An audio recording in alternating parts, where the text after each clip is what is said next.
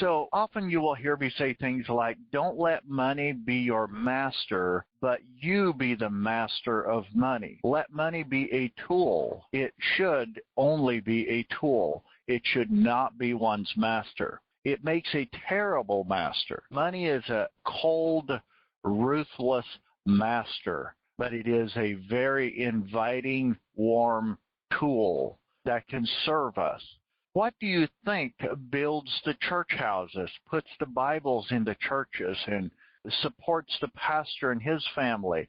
Yes, it's money. Absolutely. It takes money to support those things. What supports the missionaries that go to other countries to bring the gospel to every corner of the earth? It takes money to do that. They must eat. They must have a place to live. And their jobs are tough. Going to these foreign countries where oftentimes Christianity is hated and despised and sometimes persecuted. It takes money to do that. It takes money to get to the airport. It takes more to get on a plane and fly that distance to go do that. What does it take to put food on your table? Yes, it's money. Quit talking about money like it was an evil thing. Oh, I would rather be poor. Quit it. You're making money your master with that type of disgusting talk. Let me ask you another question. Do you really think that all the wealth of the earth that God put in here, the gold, the silver, the diamonds, pearls, the list goes on, do you really think that all the wealth of the earth, God put it in the earth thinking, this is perfect. I'll give this to the devil and his angels while my children struggle? Of course not. He put the wealth of the earth here for his children, for us, not for the devil and his angels. Why do we then speak negatively? You see, never was money spoken evil of, but the love of money is what's bad.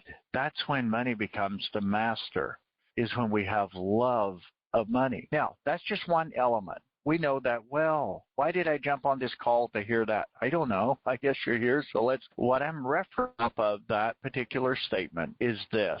Many times when we choose not to grow ourselves, not to develop ourselves, sometimes it takes years for us to develop into that person that can make those choices that really bring the abundance into our home, into our business, into our farm, into our whatever it is, school, church, whatever it may be, community. It might take a while to develop into that person that can do that. But when I am broke and I don't have enough money barely to put food on the table, guess who's the master? Money is. It determines, for the most part, what I purchase, where I buy it at, whether I go to a store that has good whole foods or whether I go to a store that sells cheap junk food. I must go to the store that sells the cheap junk food because, quite frankly, my bank account says you're not buying good food.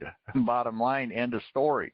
Your money is the master. It determines what food you have. It determines the quality of clothes that you wear, the quality of vehicle that you have, the schools you attend. It determines those things, whether you send your children to a good private school or whether you send them to a public school that you don't have to pay for. Well, obviously you're paying with your taxes. But it determines those things. Money becomes the master. The less of it that we have, the greater risk we are running of having money being our master. Now, there are people that have great wealth, that money is their master as well. So it's not determined by the fact that I have a lot of money or have very little, whether money is my master or a tool. But let's unpack this. Bear with me for a second on this thought. It is not determined by the amount of money that I have, whether money is my master or a tool, but it does oftentimes flow in that direction. Many times people with great wealth, money is a tool for them. There are, however, some of great wealth that money is their master. So that is not true for all people. It is not true for all wealthy people that money is that it's a tool. For some wealthy people, it is their master. For other wealthy people, it's just a great tool to use to serve the churches, the missionaries, and other great charitable causes and whatever it may be. For many that have great wealth, money is just a tool, but not for all. There are some, but they're far and in between. Now, let's talk about poverty. People that are poor, not all poor people that are broke have money as their master. There are some that still hold a strong sense of dignity, and they make good choices with what little money they have. They make very good choices. They're careful with everything that they purchase. They're always striving to learn and grow and develop themselves to be able to make better choices. They're investing in themselves. They're doing things that help them grow and become the best version of who they can be. Those people are the master of their money, even though they don't have much. They're as the story of the talents. If you can be a master of a little, God will give you a lot to be a master over. If you don't choose not to master what little you have, don't expect God to give you a whole bunch more to be an equal bad master of. So if I choose to let money be my master when I have a little, there's no way God's going to just pour a whole bunch down my throat and let me become very wealthy as a child of God, because I will not be a good, I will let the money be my master when I have a lot. So in other words, my mentor made it very simple. He put it in simple terms. He said, Al, I've never seen money change anybody yet. I have seen it expose who they are. If somebody is an alcoholic and he gets a lot of money, guess what he does? He gets drunk on better liquor. He just buys more expensive alcohol. But if somebody is a giving person and makes good choices with a little, and he gets a lot, guess what he or she does? They make good choices with a lot of money. They give more with a lot of money. They just do more good things with a lot. They are the master of the money. Money is not their master. If I am making bad choices in purchasing and I spontaneously just purchase just to feel good, money is my master. Because if I buy, there was a time where money was my master. I'll be transparent with you. There was a time where I was so broke that whenever I would buy something, I felt like I had money. I would buy things on borrowed money just to have that feeling like I had something, like I was wealthy. Does that make sense? Has anybody else ever done that? Spontaneously purchase something when you had no money because you felt better? Yes, it's not good to admit that, but then it is good to admit it because it's true. We have all probably been in that state where spending a little bit of money made us feel, or didn't make us feel, but we chose to feel better about ourselves. We chose to feel good because we just bought something. It seemed like we had money. That's when money is the master. And let's stay with this thought for a moment. When I buy something because I feel good after I bought it, and I have no money to speak of, but what little I have, I take and I buy something I don't actually need, and I put it in the basement. I don't use it because I don't really need it, but it sure seemed good. I bought it because I felt good. Money was my master because I allowed what I bought with that little bit of money to help me feel good on the inside. So money was mastering how I felt. I allowed an external circumstance choose how I feel. Money did it. Money helped me feel good. Money was my master. I have none. I'm broke. Obviously not the case today, but I'm using that as an example, metaphor. I'm broke, but I felt better because I purchased something. And with money I didn't have, something I can't even use. It's not growing myself. It's not developing myself. Now, if you invest money that you barely have to invest in yourself, yes, absolutely. You will get a return on investment if you choose to grow yourself and allow your blind spots to be shown so that you might overcome them and challenge them. So when I began to step out of money being my master is truly when I began to have more. Yes, there was a time where money was being my master, and I ended up earning quite a bit of income. But of course, as you might imagine, I lost it all. Very true. But money was still the master at that time. Then when my mentor began to talk to me about me becoming the master and not money allowing money to be my master, is when the money started flowing to me and it started to stay there. And I was able to invest it in things that created more money. And then as that created more money, I was able to invest that in other areas that created more. I was able to invest in myself. What I invest in myself is way above and beyond. I'm not going to put those numbers out on this call. But it's very important that I'm developing myself, I'm growing myself, I'm challenging myself. Some of my investments is just simply the travel that I put in to serve. That's an investment in myself as I'm investing in others.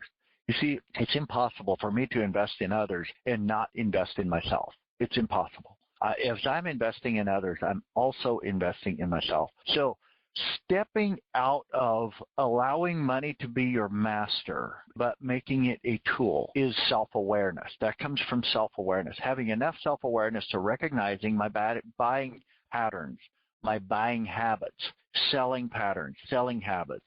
Those things will determine whether money is my master or whether I am a master of the money. It's all comes down to self-awareness, and I've said this many, many times and will continue.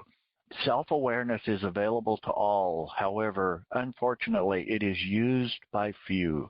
We allow external circumstances to determine our joy, our happiness that we have in life. And then we live up to that particular standard that we've set for ourselves, and that standard says that money is my master. But when you set the standard that says you are the master, and you start controlling your spontaneous purchasing desire, and you feel like, I'd love to have a steak tonight, I'm just going to run to the store and grab one. And then you just, no, I can't do that. I've committed to not, well, I have the money in the account, I understand. I won't do that. Well, is money so big to you that you can't use it for that? No, not at all. It's just I'm a good steward of what God gave me. By the way, all the money that I have in my possession isn't mine. It's all God's. He said, however, although it's all mine, I will let you keep 90% of it, but give me 10% in tithing, and you can keep the rest. Isn't that a good deal? That's kind of awesome. That what I have is all 100% God's, but he said you can keep 90% of it if I give him 10%. Now, that's quite an amazing creator, king that we serve that allows us to do that. So let's make good choices. You see, you are more valuable than anything else on earth. Why should you not invest in yourself? Maybe through mentorship or personal growth or whatever it may be that serves you. That's when you start changing and understanding the principles of moving away from money being your master to you being the master over money. Spontaneous purchasing is one element that tells us that money is still our master. I will tell you, although being broke does not determine whether or not money is our master, but more people have money as their master that are broke than people that are wealthy. Let me be very clear about that. There are millions of people broke in the slums, and money is their master for the most part. There is more wicked things that goes on in the slums of Chicago and LA, and the list goes on. I shouldn't be naming cities. And if somebody's listening in from that area, I don't apologize because it is true. There are bad things that goes on in the most impoverished areas in the world. Very bad things. Does that mean that all people that are that broke are bad and money is their master? Of course not. But it does mean as a rule, it is more prone to be that way. Does it mean that all people that are wealthy are the master of their money? Not at all. There's wealthy people that money is their master, and I feel sorry for them. Their life is miserable. A wealthy person that has money as his or her master is a miserable person, a very miserable person. Just as the broke person that money is his or her master, they're miserable too.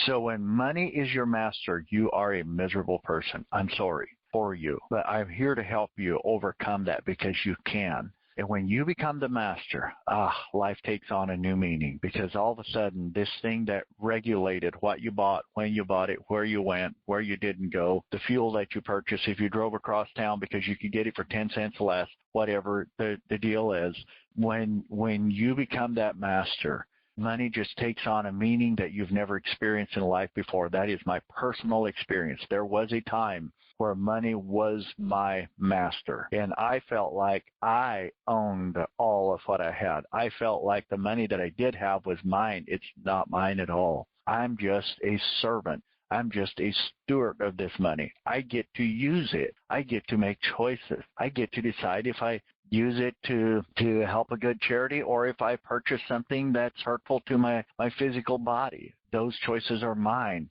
But it depends on those choices on how much more of that money that I actually end up getting. So with that being said, guys, if you find yourself having some of the attributes that say that money is your master, do not get discouraged. Be of good cheer, because you have the ability to overcome that. Do not be hard on yourself. Don't get down on yourself. You have what it takes to overcome that. And we are excited to help you along the way as you continue adjusting and making the necessary shifts and adjustments that it takes to overcome that. I will leave you with this scripture, and I forget exactly where it can be found. I know it's in Proverbs. Solomon said it, and I would encourage you to find it yourself and read above and below it. Obviously, take the whole context in. I'm only going to point out one. This particular scripture, Solomon says, money answereth all things. Now, isn't that interesting? With that being said, guys, make it a great day, and do me a favor. As always, remember, don't settle for less than who you are. May God bless you.